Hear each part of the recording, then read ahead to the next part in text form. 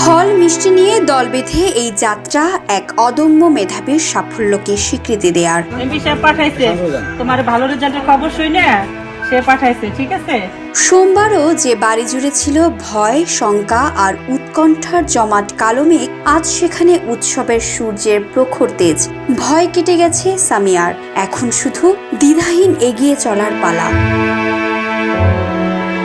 অন্যের বাড়িতে কাজ করা মা আর ভ্যান চালক বাবার কন্যা সামিয়া ভাঙা বাড়ি, চূড়ান্ত দারিদ্র্য, ভাঙা টেবিল চেয়ারে বসেই বাজিমাত করেন মাধ্যমিকের ফলাফলে। দারিদ্র্যকে বৃদ্ধাঙ্গুলি দেখিয়ে অর্জন করেন মাধ্যমিক জীবনের শ্রেষ্ঠ সাফল্য জিপিএ 5। সামিয়ার দারিদ্র্য জয় করা সফলতার গল্প শুনিয়েছে ৭১ টেলিভিশন। প্রতিবেদনে তুলে ধরা হয় সামিয়ার জীবনের করুণ আখ্যান, আর সেই এক প্রতিবেদনেই বদলে গেছে সামিয়ার জীবন।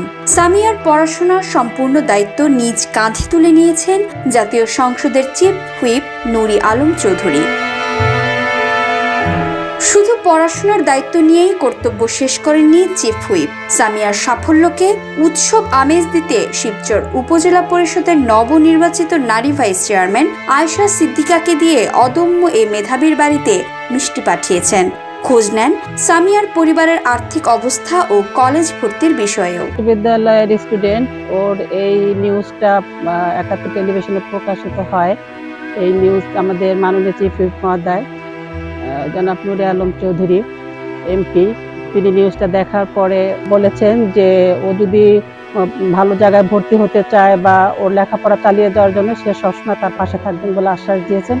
এছাড়া ওর বাড়িতে এসে খোঁজ খবর নেওয়ার জন্য বলেছেন যে আসলে ওদের কি সমস্যা, কি করলে ভালো হয়।